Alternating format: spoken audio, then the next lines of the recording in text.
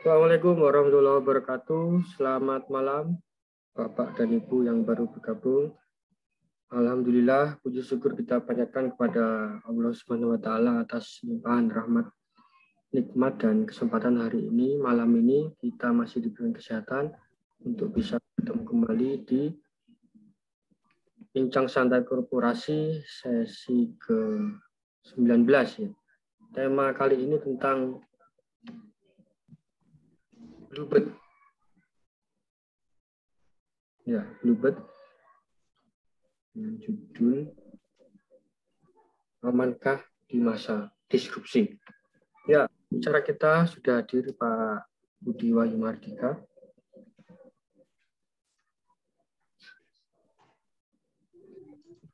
Beberapa waktu yang lalu kita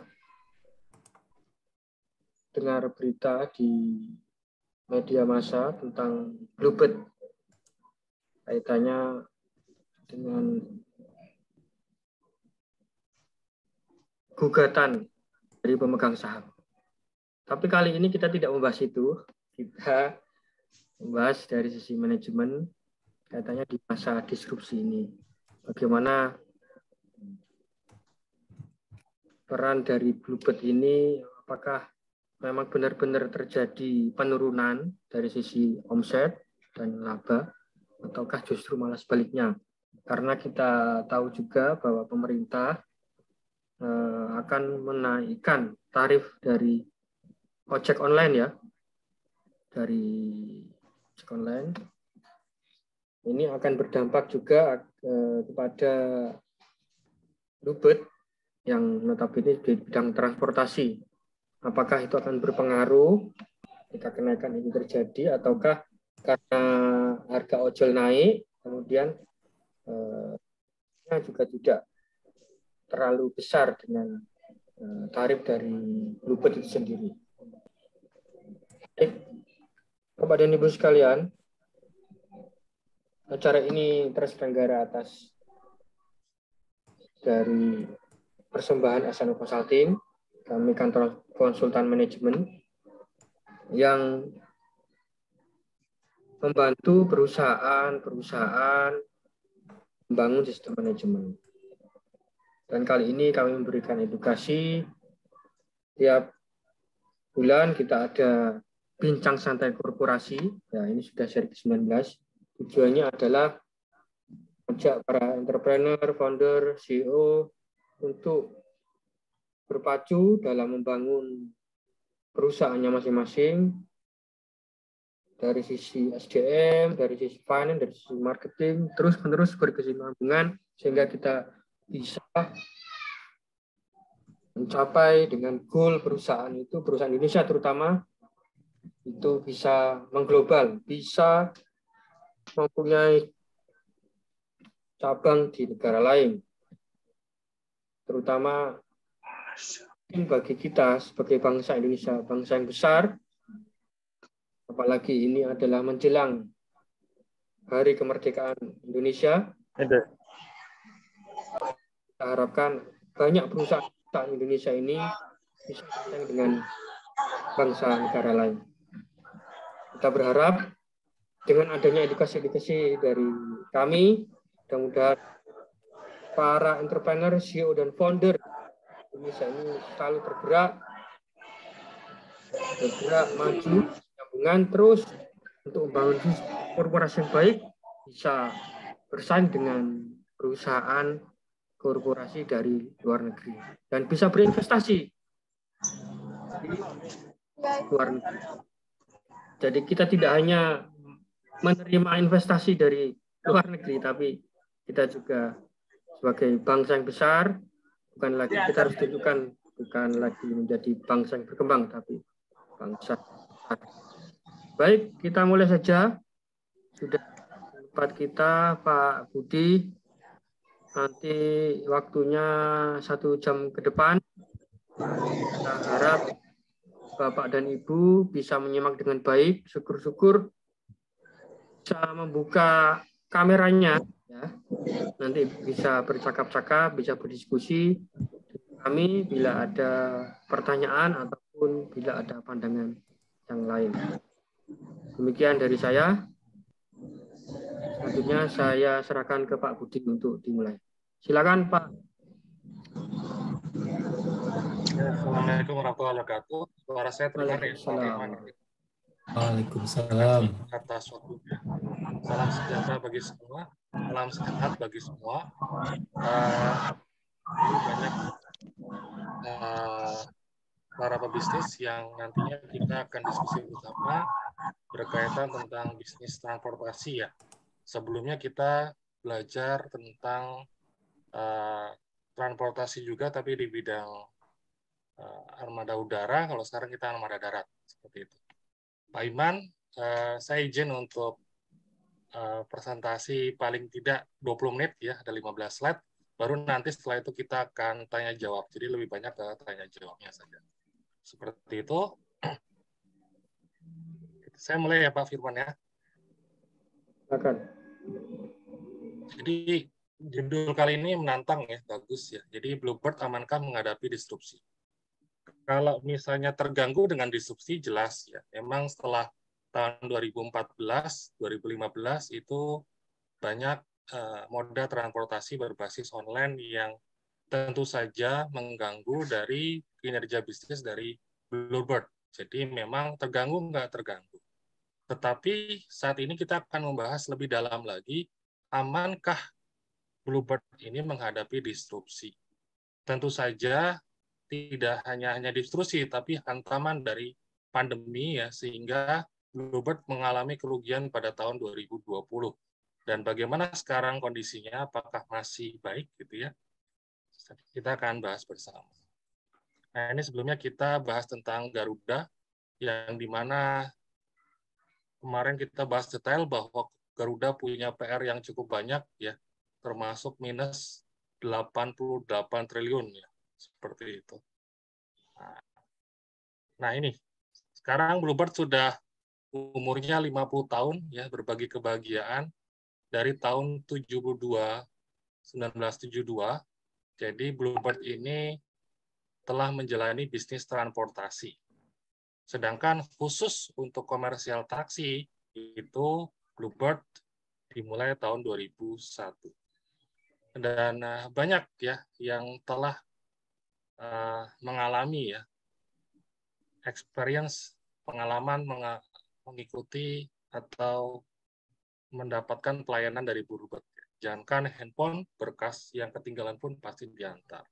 Nah, saya kalau di Jakarta, itu hotel-hotel bintang 3 ketika kita ingin ke bandara dan sebagainya, itu banyak yang sudah bekerja sama dengan Bluebird.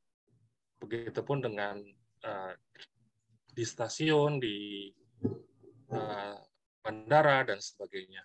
Dan bisa diandalkan pasti kejar waktu.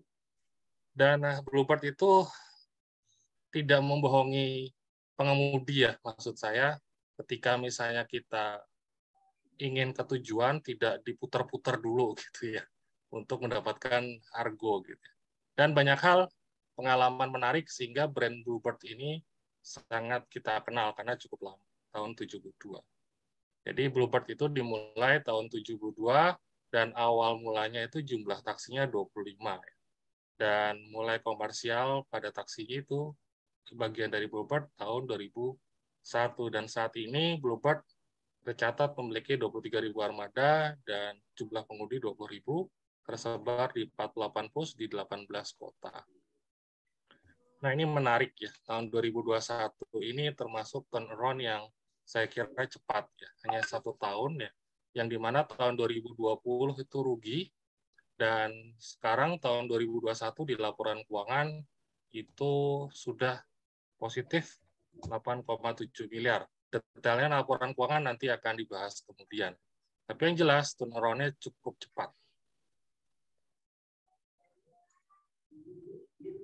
Ini kenapa Bluebird itu bisa melakukan turnaround? Salah satunya bisa menjaga pelayanan yang baik kepada konsumen ya, dan juga punya moda transportasi yang cukup banyak ya, dari taksi reguler dan eksekutif, car rental, charter bus, logistik dan sebagainya.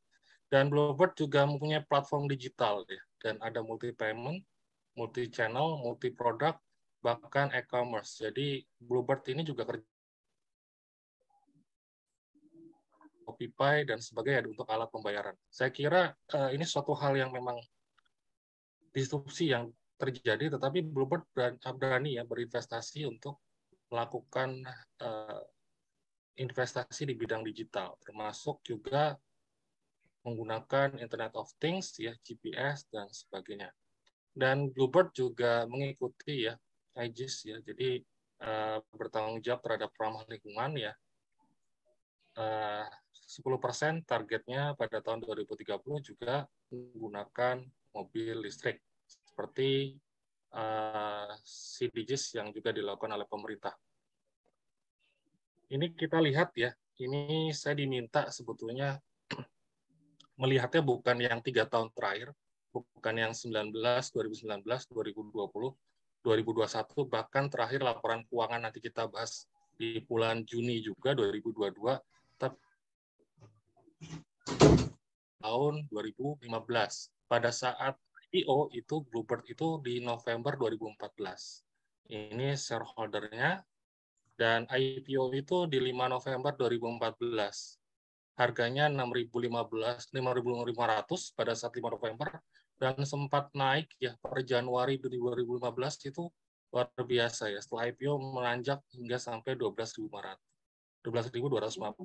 Setelah itu terjadi ya, karena ada serangan disrupsi ya, termasuk ada Gojek, Grab, Uber dan sebagainya, akhirnya sahamnya mulai menurun seperti itu. Tetapi dari segi kinerja sebetulnya masih mengalami laba, walaupun labanya juga, ini laporan dari harga saham ya, yang warna ini adalah abu-abu nilai IHSG, ini untuk perusahaan infrastruktur utilitas dan transportasi indeks yang warna biru, dan Bluebird itu di bawah harga saham. Turunnya cukup lumayan ya, jauh. Seperti itu. Tetapi sebetulnya total revenue-nya ini walaupun turun, ini masih mengalami mendapatkan laba ya, laba bersih seperti itu. Kita lihat dari 5 tahun terakhir juga bahwa ini ada kesalahan ya di ICMD ya. Di sini mungkin salah ketik 5 ya, padahal di sini kalau dihitung dari total aset yang 6,7 sekian triliun itu, kalau misalnya total liabilitasnya 1,6, seharusnya ini 5,1 sekian. Jadi sebetulnya total ekuitasnya juga naik ya. Seperti itu. Total asetnya juga cenderung juga ini fluktuatif ya, tetapi relatif stabil. Dan memang untuk liabilities ini mengurangi sebetulnya. Jadi mulai tahun 2015 ketika moda transportasi online itu tidak banyak menggunakan pembelian investasi mobil, Bluebird juga mengurangi investasi yang di mana itu membutuhkan, walaupun tetap ada. Tahun 2022 ini juga dalam prospektusnya Bluebird akan melakukan investasi 5.000 mobil baru. Jadi gitu, tapi tidak sebesar sebelumnya, sebelum tahun 2015. Oke, lanjut lagi. Nanti kita akan bahas lebih detail ya, maksudnya lebih banyak diskusi, jauh lebih bagus.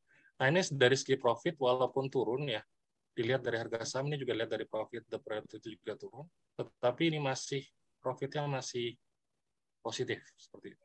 Beda dengan Garuda ya, yang dimana kemarin lumayan drastis ketika terjadi pandemi. Nah, ini kita lihat bukan yang 5 tahun terakhir, tapi kita lihat dari 3 tahun terakhir dari laporan tahunan. Nah, tahun 2021 ini mendapatkan laba 8,7 miliar ya, yang sebelumnya rugi 163 miliar. Nah ini, tahun 2020 pada bulan Maret itu sudah mulai pandemi sampai akhir tahun itu membuat Bluebird itu cukup kewalahan ya, karena banyak pembatasan dan juga masyarakat juga tidak bisa keluar untuk melakukan berpergian ya, sehingga turunnya lumayan, dan ini negatifnya 163 miliar. Nah, apa yang dilakukan oleh Bluebird ya? Jumlah aset tidak lancarnya dari 6, sekian triliun ini 6,48, 6,01, terus 5,23. Yang dilakukan adalah memang seharusnya yang dimana aset-aset yang sudah masa daur ya, memang harus dilakukan penjualan. Jadi mobil-mobil yang memang harus diganti dijual, tetapi investasinya ini direm gitu ya. Jadi tidak melakukan pembelian yang baru, sehingga liabilitasnya juga menurun seperti itu. Nah, kalau lihat dari arus kas ya, investasinya terlihat di sini. Investasi yang dilakukan biasanya kalau negatif itu uangnya keluar memang untuk beli investasi, tetapi di sini positif, berarti penjualan mobil yang bekas tanda kutip itu jauh lebih besar memberikan pemasukan kepada Bluebird daripada lakukan investasi. Dan juga di sini juga terlihat bahwa ini positif, ini negatif. Ya, yang dilakukan Bluebird salah satunya juga mengurangi liabilitas atau hutang jangka panjang seperti itu. Nah, tahun 2021 ini positif ya. Sedangkan untuk yang tahun sebelumnya, nah ini dari margin laba bersih, laba dan total ekuitas ini karena memang minus 160 sekian miliar, ini tentu saja dalam rasio juga minus ya. Dan dari total liabilitas itu juga berkurang dari hutang yang sebelumnya 27,82%, sekarang turun dari 21%. Dan kalau dibandingkan dengan total ekuitas dari 38,54 turun menjadi 28 sekian persen. Gitu. Dan tidak hanya sebagai kinerja keuangan sama operasional saja yang dilihat, kinerja sosial yang dilakukan oleh Bluebird juga cukup besar. Untuk biaya CSR ya 5,5 miliar ini untuk CSR, untuk pelatihan juga dilakukan terus. Jam pelatihan ada jumlah karyawan sekian ini, juga ada beasiswa bagi putra-putri pengemudi Bluebird, dan ada yang diberikan beasiswa kepada yang di luar dari Bluebird, dan 100% vaksinasi massal keluarga besar Bluebird. Jadi memastikan bahwa dari pengemudi dan semua yang melayani Bluebird itu sudah terjamin vaksin.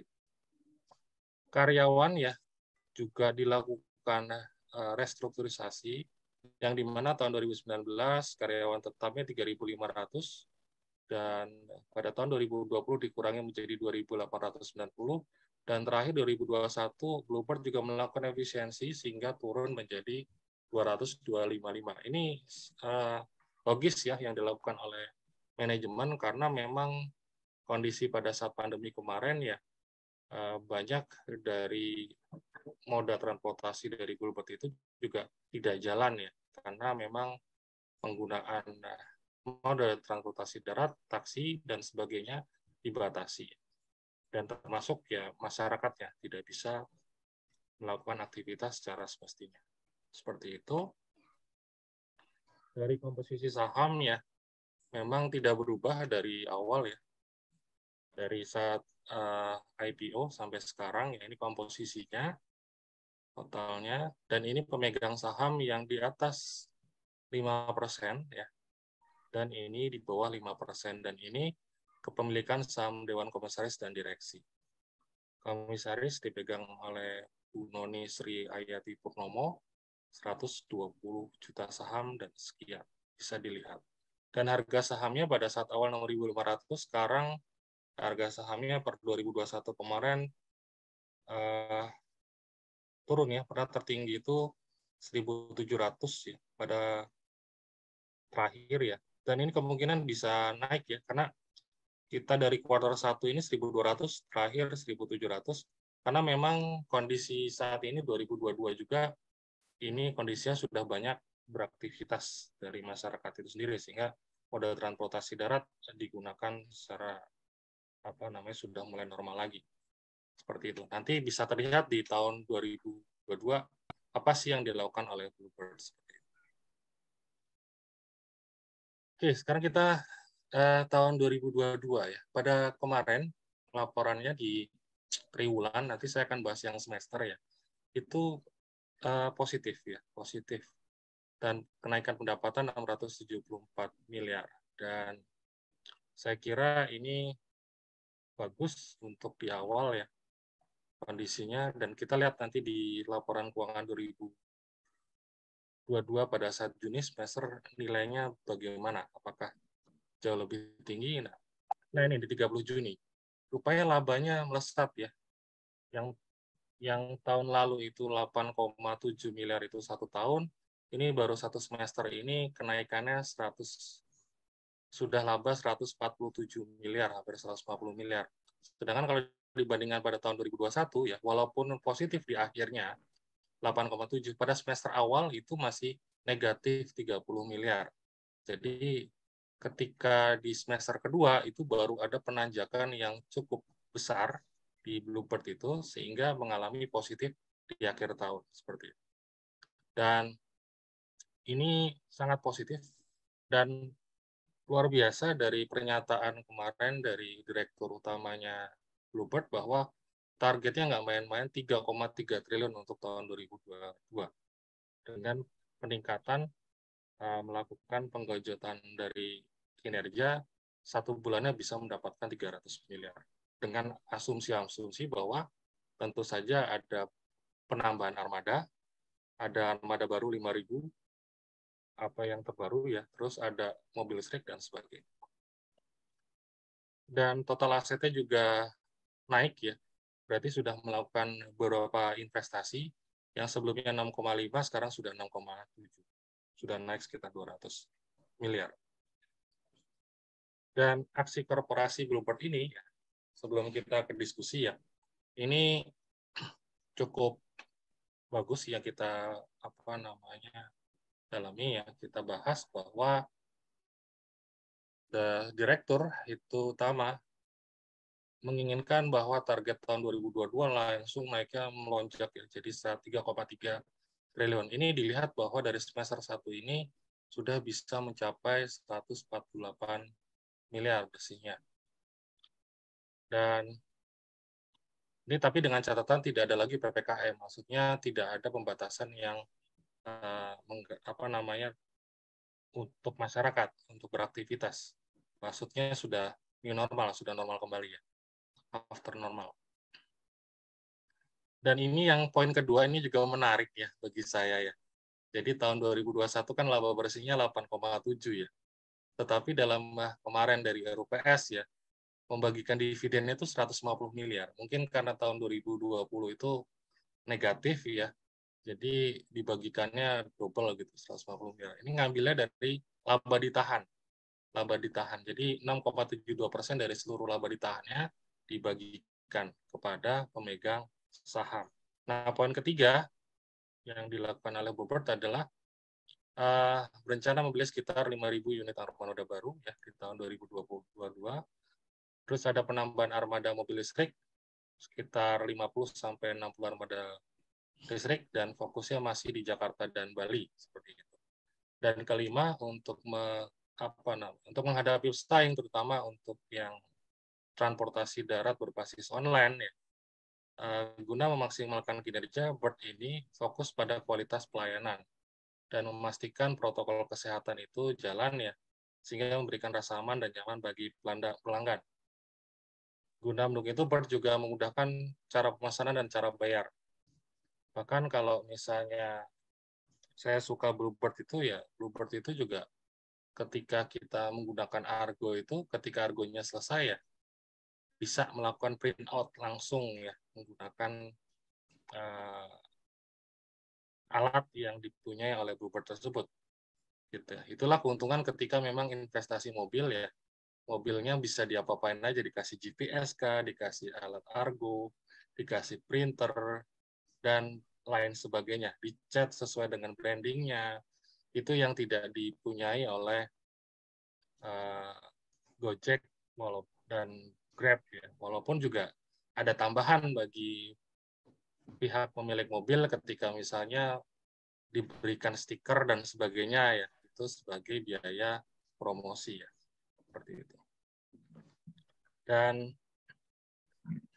juga layanan Bluebird itu bisa dipesan di berbagai platform dan berbagai cara pembayaran termasuk QRIS dan sebagainya.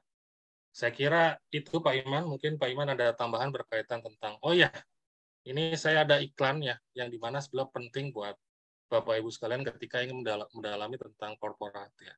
Jadi kita ada pelatihan korporatisasi 18 Agustus di Malang, di Hotel Haris, yang dimana nantinya Bapak Ibu kalau ingin bergabung bisa langsung menghubungi Pak Firman ya di klikwa.net/SNM Consulting. Dan di beberapa tempat lainnya ini mungkin saya belum berubah ada pelatihan kelas CEO dan direksi dan komisaris seperti itu. Kemarin kita ada pelatihan di Jakarta di 4 Point by Seraton Tamrin seperti itu. Ada di Jogja juga, ada di Bogor, ada di Bandung ya. Jadi Bapak Ibu kalau menginginkan pelatihan berkaitan tentang korporasi dan pelatihan CEO direksi komisaris bisa menghubungi Pak Firman. Mungkin itu aja ya, kita lebih bahas nanti lebih banyak diskusi ya, banyak ilmu yang kita ambil, jadi saya hanya waktunya ya 20-25 menit, dan berikutnya kita akan tanya jawab saja, seperti itu. Pak Iman, mungkin ada tambahan Pak Iman? Ya sedikit saya. Ini slide saya. Saya nulis, tapi ini nulis untuk matan. Jadi karena matanya belum terbit nih, saya aja ini apa namanya bocoran tulisan saya tentang Bubet. Layar saya kelihatan, Mas juga? Kelihatan nggak? Kelihatan. Oke. Kelihatan.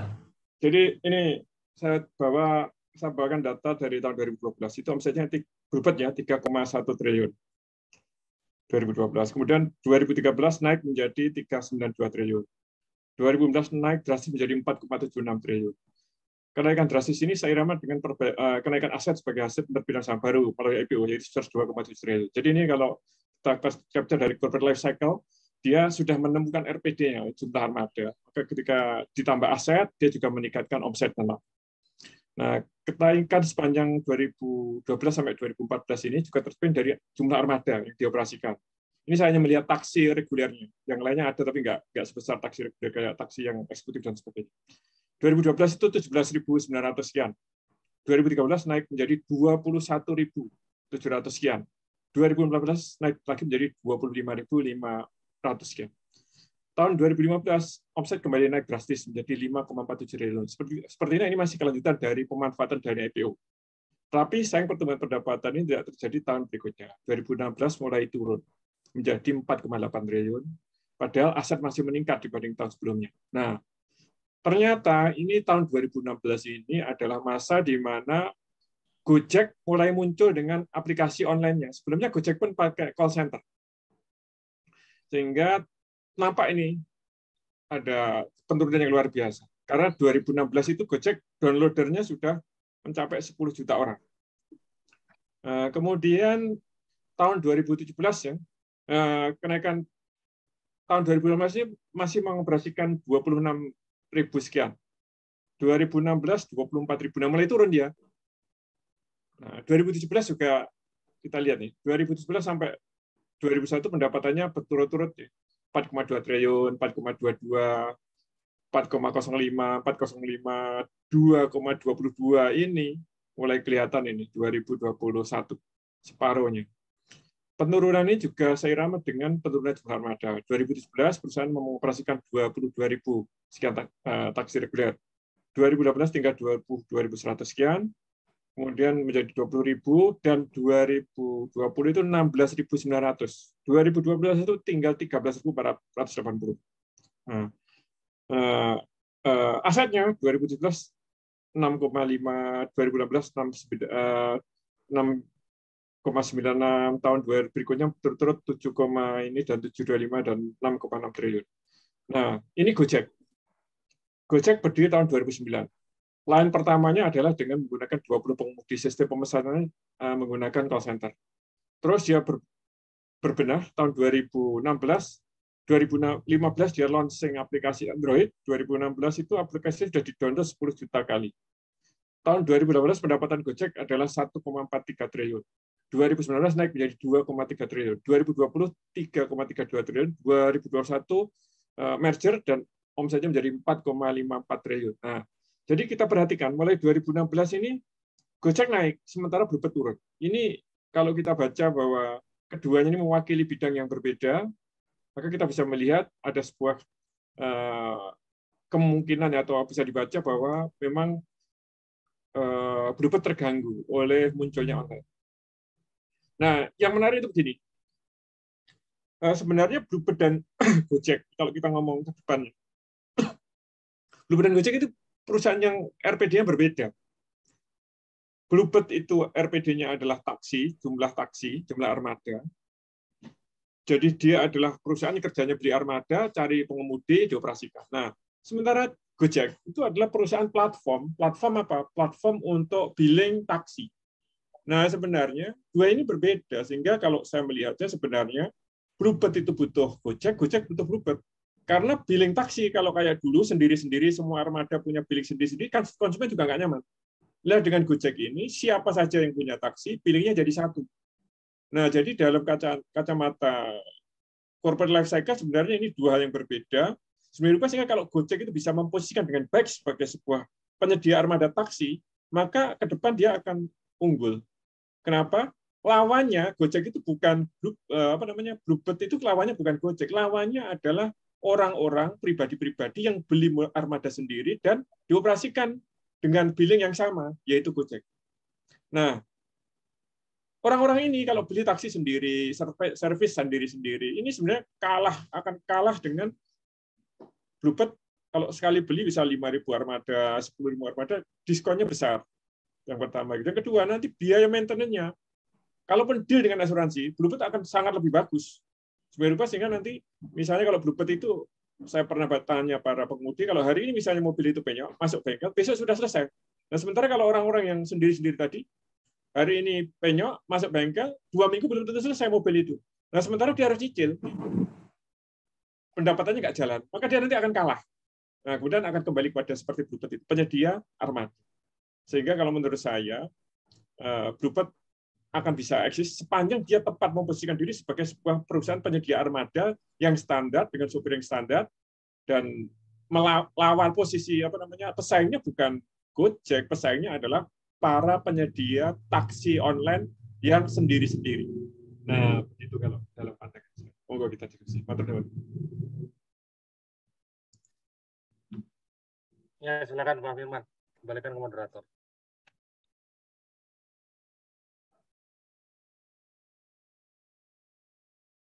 Mas Firman, suara sampean masih belum.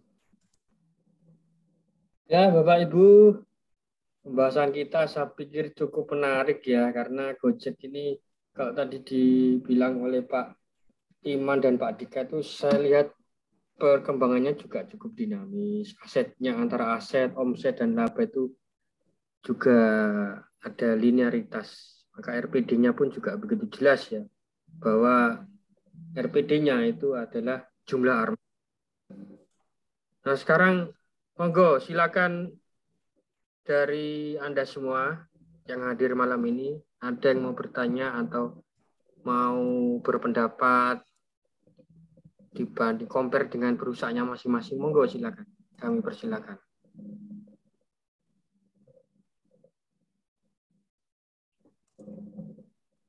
Monggo Pak Maulana dulu, Pak Maulana. Tadi sudah, baru setelah itu Pak Renaldi ya.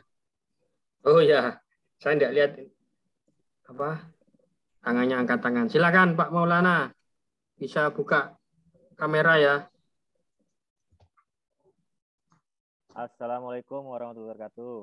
Waalaikumsalam warahmatullahi wabarakatuh.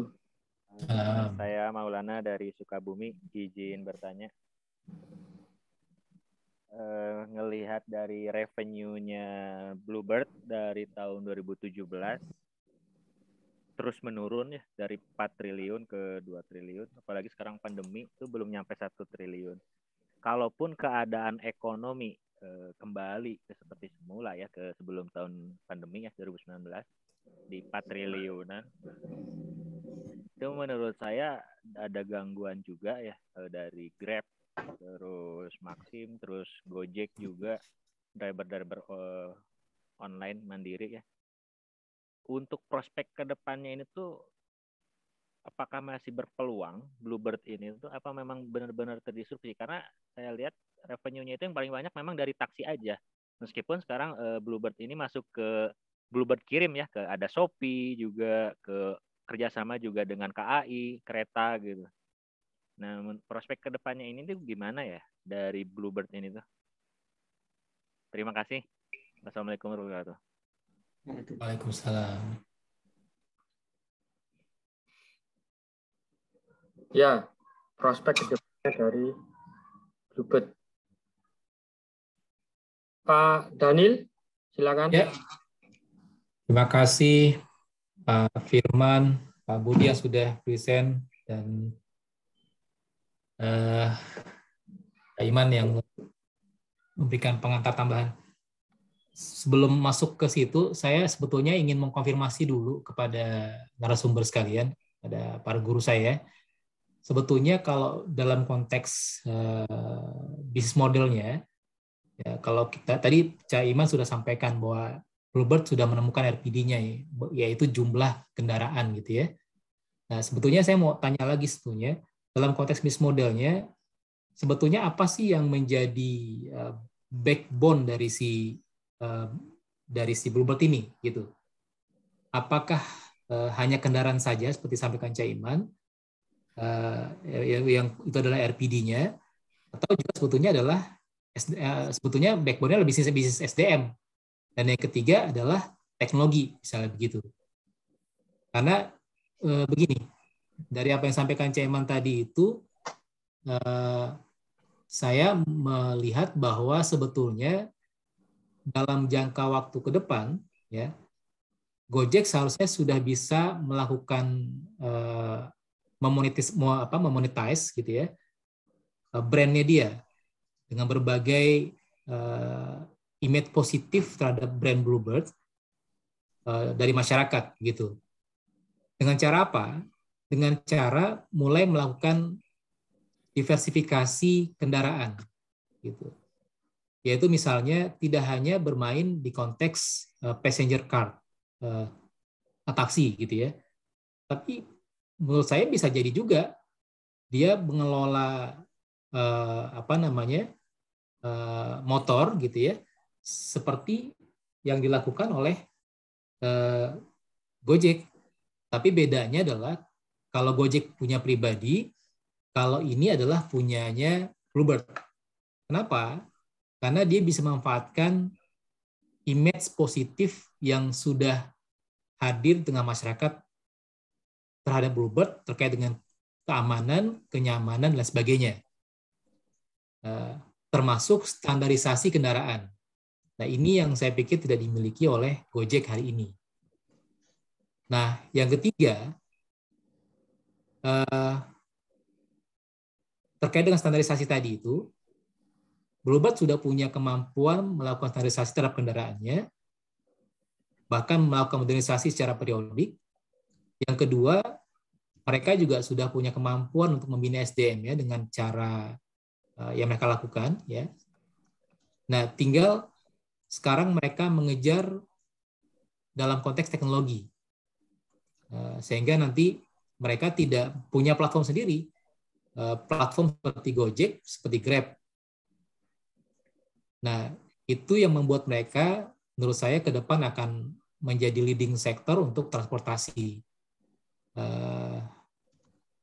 Kurang lebih begitu barangkali.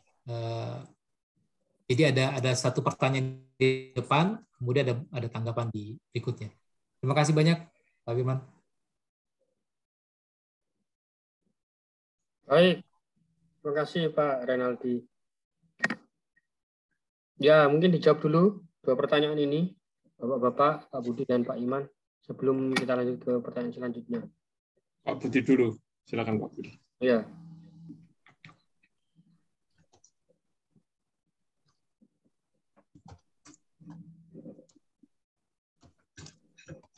Saya dengar, Pak Firman?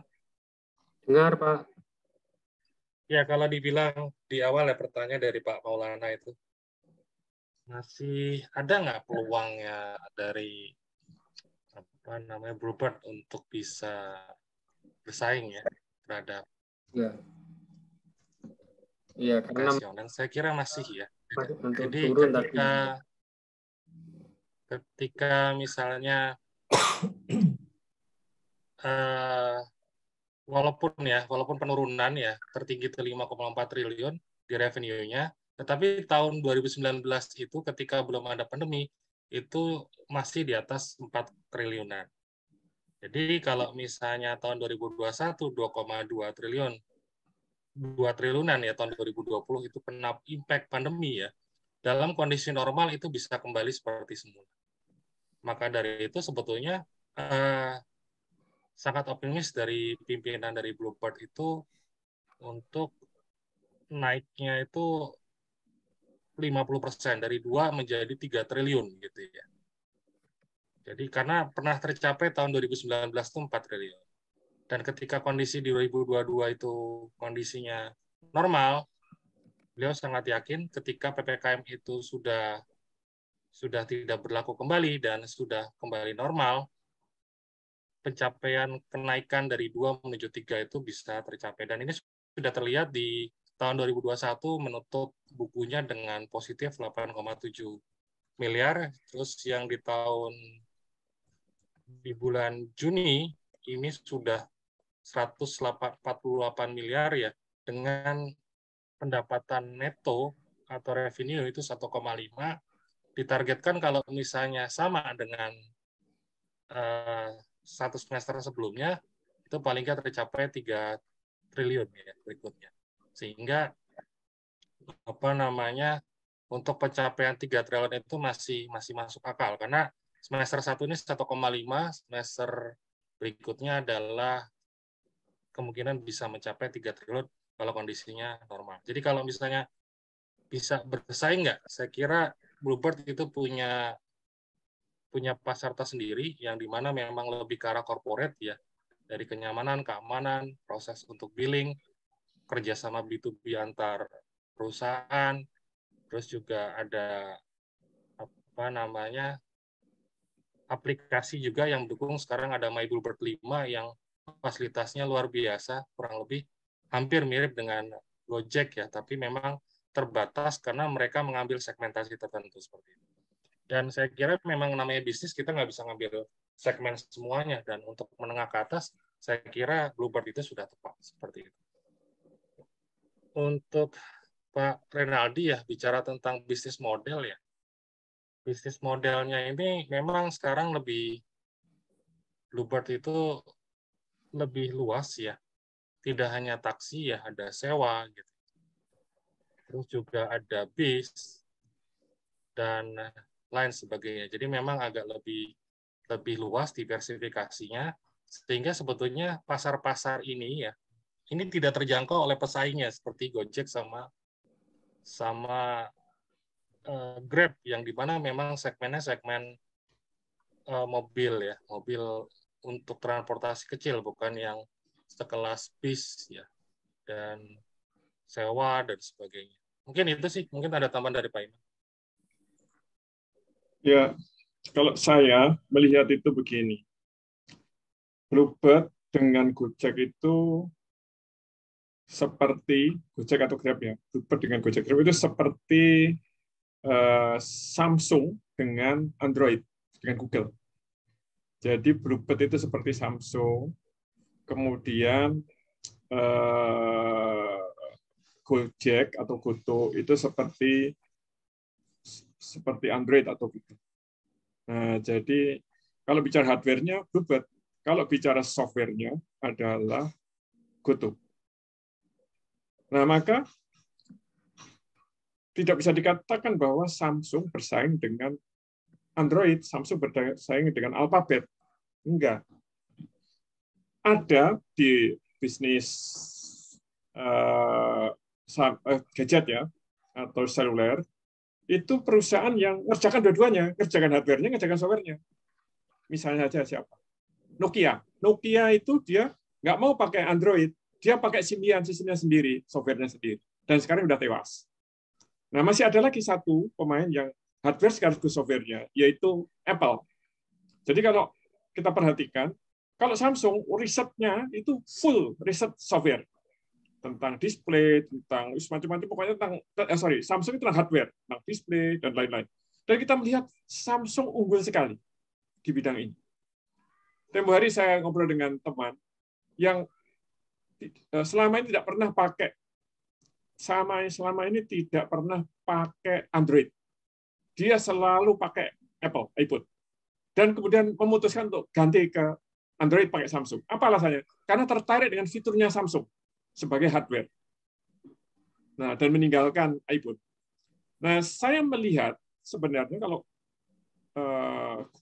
Bluebird itu memposisikan diri sebagai Samsung, jangan bikin software, bahkan kalau perlu softwarenya buang aja sudah. Softwarenya buang aja. Kayak Samsung, nggak pernah bikin software, jadi seluruh energinya dipusatkan untuk hardware.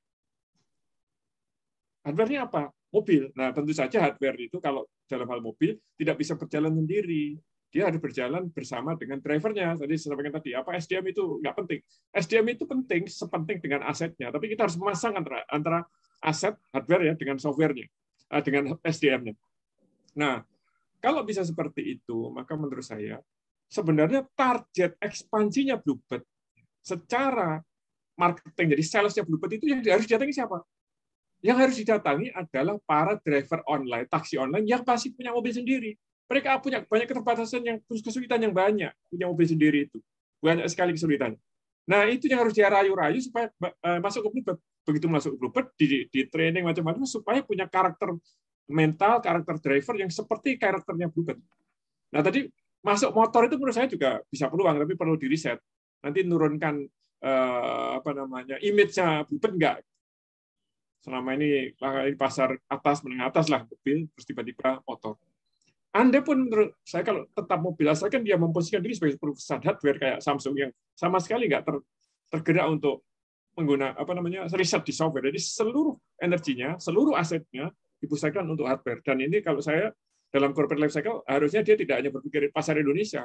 Banyak negara di mana di situ ada taksi online, ada Gojek, ada Grab, maka di situ butuh perusahaan armada, butuh Bluebird. Nah, kalau ikut kayak gitu, itu menurut saya peluangnya besar, Bluebird bisa tumbuh omsetnya jauh lebih besar lagi dari sekarang, bahkan dari sebelum adanya Gojek, sebelum adanya Bluebird. Saya kira itu tambahan dari saya. Saya tambahkan Pak Iman dikit ya Pak.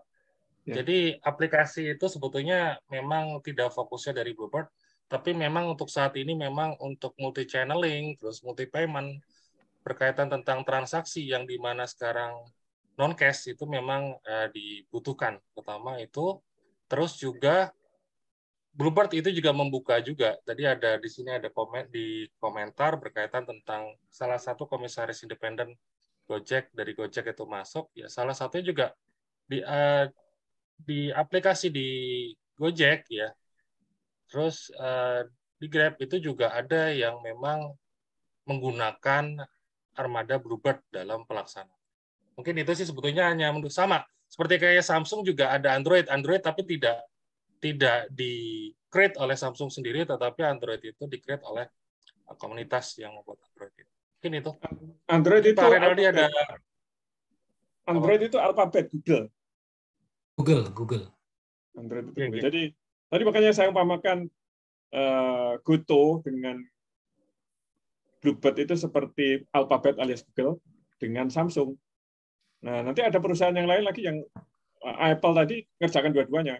Saya melihat nanti Apple ini suatu saat akan bisa bernasib seperti Nokia, karena dia dalam waktu bersamaan akan melawan dua kekuatan raksasa. Di software dia harus melawan Google, di hardware dia harus melawan Samsung. Sementara Samsung seluruh risetnya dipusatkan pada hardware, dan Google seluruh risetnya dipusatkan pada software.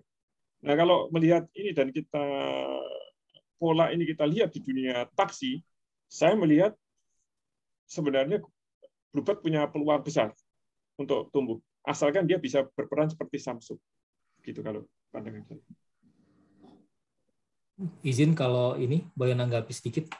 Ya, monggo. Ya. Terkait dengan ekspansi tadi, Cak Iman. Ya. Uber juga melakukan hal sama, melakukan ekspansi, gitu ya. Tapi kemudian ternyata dia gagal melakukan ekspansi itu. Artinya ekspansi berbagai negara itu juga bukan menjadi satu jaminan ketika fondasinya mungkin belum kuat ya. Mungkin begitu ya, Cak Iman. Mohon saya dikoreksi. Itu. Nah, ya, kalau ke luar negeri caranya tidak dengan bikin perusahaan sendiri, harus akuisisi. Nggak bisa. Ya. Jadi harus akuisisi perusahaan armada di Malaysia, akuisisi perusahaan armada di Vietnam gitu. Kalau bikin sendiri wah pasti berat karena harus jadi pemain banget. Sama ikut polanya perusahaan lain ketika ekspansi ke luar negeri, caranya adalah dengan akuisisi. Ya. Nah, setuju, Cak. Nah, yang terkait tadi saya maksud kenapa Bluebird juga sekarang Bluebird mengandalkan multi channel tadi gitu kan, termasuk dapat supply order dari Gojek gitu ya. Nah, sebetulnya kan kenapa dia secara kembangkan yang My Bluebird itu juga dia punya channel sendiri untuk mengantisipasi kalau ke depan ternyata proses dia dengan kerjasama dengan Gojek tidak berlangsung harmonis. Nah, jadi kan Gojek juga melihat sesuatu yang luar biasa nih, terutama di sisi investornya. Ketika mungkin investornya sudah mulai melirik, mereka harus punya armada. Karena ya kita memang melihat tadi seperti yang disampaikan Pak Budi adalah bahwa memang itulah kelemahan Gojek hari ini. Tidak terstandarisasi, baik dari sisi armada, pelayanan, dan sebagainya. Kelebihan mereka hanyalah pada ya efisiensi lah, karena mereka tidak di sisi di sisi operationnya gitu kan. Nah, beda dengan Bluebird yang harus punya pool dan lain sebagainya. Tetapi itu bisa dikompensasi oleh berbagai diskon yang karena mereka membeli dalam volume besar, maka itu bisa dikompensasi dari diskon itu. Mungkin seperti itu. Nah, artinya itulah kenapa saya berpikir si Bluebird memang mau tidak mau juga harus mengembangkan platform yang kurang lebih sama dengan si Gojek punya gitu. Jangan-jangan ke depan seharusnya memang dengan platform itulah kemudian mereka bisa mengajak pihak-pihak lain untuk bersinergi dengan mereka. Karena risikonya adalah risiko ketika dia ditinggal atau ditinggal oleh Gojek sebagai partnernya untuk waktu tertentu. Mungkin begitu sih ya, Cak. Kalau saya melihatnya berbeda. Ya, ini pandangan aja diskusi ya. Kalau saya melihatnya, Samsung itu sangat tergantung pada Android. Kalau ditinggal Android, mati dia karena dia nggak punya sistem operasi. Sebenarnya sebaliknya, Android juga sangat tergantung pada Samsung. Kalau ditinggal Samsung, dia mati karena Samsung itu konsumen terbesar dia. Nah, yang seperti itu yang dalam era ke depan itu menurut saya akan terjadi. Jadi perusahaan itu mau tidak mau harus fokus pada apa yang menjadi RPD-nya, yang lain serahkan kepada pihak lain. Saya tadi nulis itu kan tentang Alfamart melawan Sari Roti ya. Kalau kita itu selama ini masyarakat kita, dunia bisnis kita, kalau misalnya kayak Alfamart itu dia butuh roti kan banyak dia. Nah, daripada nanti bisa dipermainkan sama Sari Roti, bikin pabrik roti sendiri saja. Misalnya dia juga jualan AMDK banyak, daripada nanti dicurangi atau dipermainkan sama AMDK, bikin pabrik sendiri aja. Kalau ibaratnya kalau Starbucks, kita butuh kopi banyak, ngapain beli kopi ke pemasok? Bikin pabrik kopi sendiri saja. Nah itu mindset perusahaan di Indonesia. Tapi Barat nggak begitu. Dunia bisnis global nggak begitu. Jadi kalau bisnis global, kayak Alfamart itu nggak perlu bikin roti dan nggak usah takut. Kenapa? Karena tadi sudah saya tulis itu, omsetnya Sari Roti dari Alfamart itu 22%. Jadi Sari Roti kalau kehilangan omset dari Alfamart, dia kehilangan 22%. Sebaliknya, Alfamart kalau ditinggalkan oleh Sari Roti, dia hanya kehilangan 1% omset. Nah, maka Alfamart jadi powerful. Nah, maka kalau Bluebird mau powerful, dia harus punya armada banyak sekali, sehingga nanti sedemikian rupa sehingga pendapatan Gojek dari Bluebird itu prosentasenya jauh lebih besar daripada pendapatan Bluebird dari Gojek. Jadi kalau Gojek itu misalnya, Gojek itu omsetnya dari kerjasama dengan Bluebird misalnya 30% atau 40%, sementara Bluebird omsetnya dari Gojek hanya 10%. Nah, nanti Bluebird akan jadi sangat kuat, bagaimana Alfamart sangat kuat melawan Sari Roti. Nah, itu hanya mungkin terjadi kalau perusahaan itu fokus pada RPD-nya dan kemudian dilakukan proses korporatisasi secara terus-menerus. Nah, kalau nggak gitu, dia harus bermain dua-dua kayak Nokia yang dia punya Symbian, dia harus riset di software, harus riset juga di hardware. Ada juga yang sudah mati melakukan dua hal itu, yaitu BBM. Bukan matilah, tewas itu. Karena BBM juga punya sistem operasi sendiri, punya hardware sendiri. Dia harus riset di hardware, sekaligus juga di riset di software. Sementara yang dilawan adalah Google sama Android, Google sama Samsung yang mereka saling sokong untuk saling menguatkan. Gitu. Karena kalau Google Android mau dimatikan, Samsung akan bela karena itu teman dia dan sebaliknya. Nah, kalau Google bisa seperti itu dengan Samsung, maka harusnya Bluebird bisa seperti itu dengan Gojek. Nah, nanti apalagi kalau Gojek kemudian ekspansi kemana-mana, Bluebird juga ekspansi kemana-mana, banyak negara, wah itu akan powerful sekali. Kayak Amerika. Kalau Amerika itu kalau masuk suatu negara, semua perusahaannya masuk ke negara itu. Kenapa? Mereka saling dukung. Nah, tapi kalau kemudian Bluebird itu mengembangkan aplikasi sebagaimana telah dikembangkan oleh Gojek, ya sudah, nanti Bluebird itu bersaing dengan Gojek. Kalau kayak gitu ya berat. Berat bagi Bluebird, berat juga bagi Gojek. Begitu. Karena ada sisi lain, Gojek omsetnya itu tumbuh, tapi dia itu gelontor duit untuk promosinya nggak karu-karuan sampai sekarang. Itu belum tentu kuat. Saya sudah nulis itu. Pertarungan hidup matinya Gojek. Gitu. Izin sedikit aja. Nah, menarik. Ini, Cak. Saya ngelihat misalnya Maxim, Cak. Dia masukkan. Artinya, ataupun ada beberapa pemain kecil sekarang, ojek online ya, Cak ya. Artinya sebetulnya aplikasi seperti Gojek, ojek online ini nggak begitu, bukan aplikasi yang begitu mewah sebetulnya hari ini, gitu. Karena banyak pihak yang bisa menyediakan. Nah, yang tadi kaitannya dengan antara Google dengan Android dengan Samsung, Android sebagai open source gitu ya, kemudian dimanfaatkan oleh Samsung. Ini mungkin agak sedikit berbeda nih, Cak, dengan Gojek dengan tadi dengan Bluebird gitu. Karena kita belum bisa melihat seberapa saya pengguna Gojek udah pengguna Bluebird, My Bluebird ya. Saya lebih sering pakai mana? Kalau pesan Bluebird lebih sering pakai My Bluebird apa lebih sering pakai Gojek?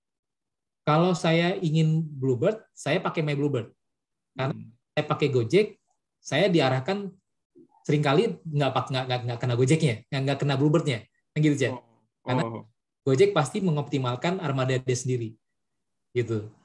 Nah itu yang menjadi yang saya lihat di lapangan, Cak. Nah, di sisi lain yang tadi saya lihat bahwa Bluebird itu sudah punya image yang luar biasa bagus di tengah masyarakat. Tinggal tadi saya sepakat banget dengan Cak tadi bahwa ya sebetulnya ke depan sih yang justru saya lihat bisa jadi Gojek yang membutuhkan Bluebird kalau memang Bluebird betul-betul bisa mengoptimalkan segala potensi yang dia miliki, segala image. Ya mungkin saya baca. Ya emang sekarang ini eranya kolaborasi, Kak Renaldi, Kak Iman. Jadi pesaing juga kita jangan jadi pesaing, sekarang jadi kawan aja ya.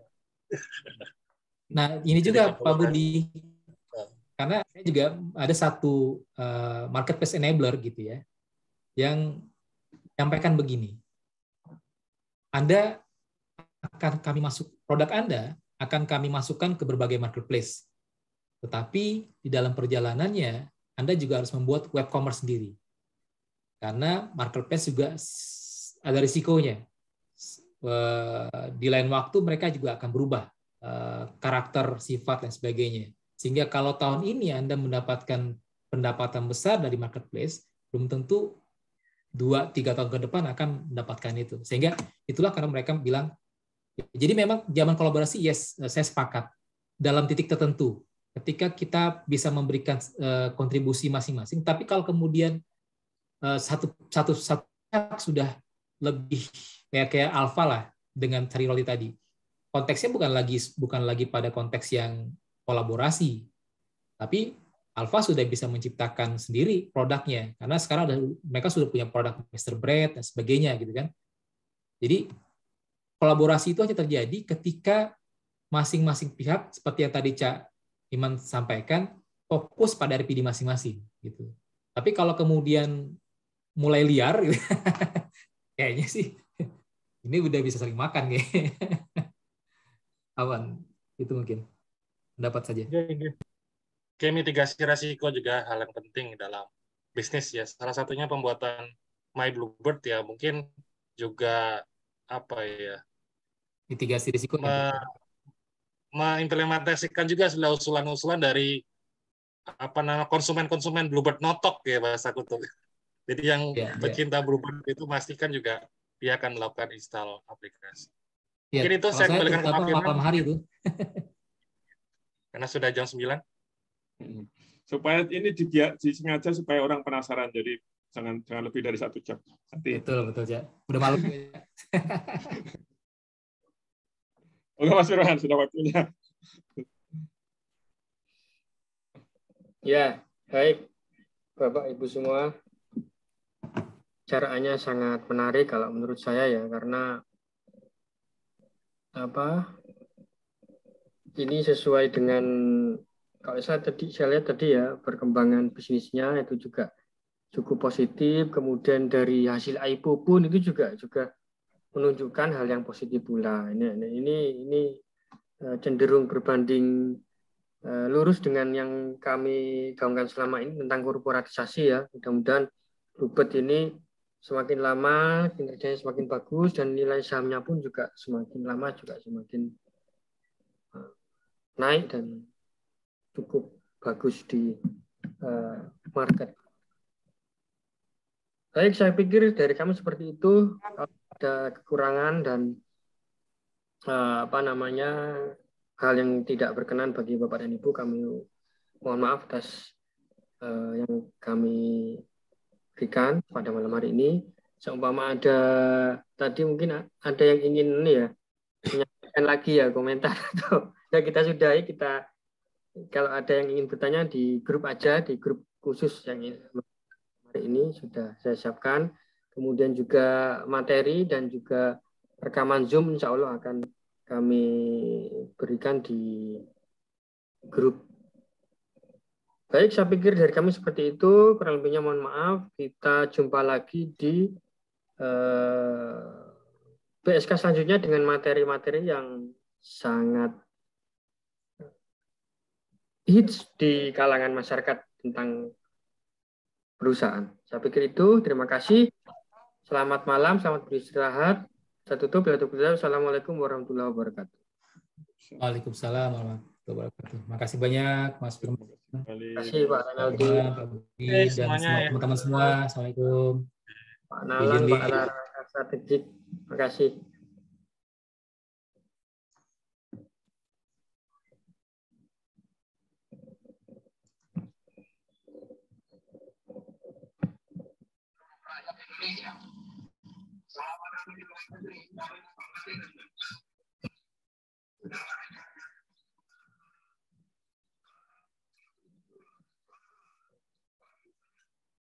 Segala sikap daripada rakyat Indonesia untuk mempertahankan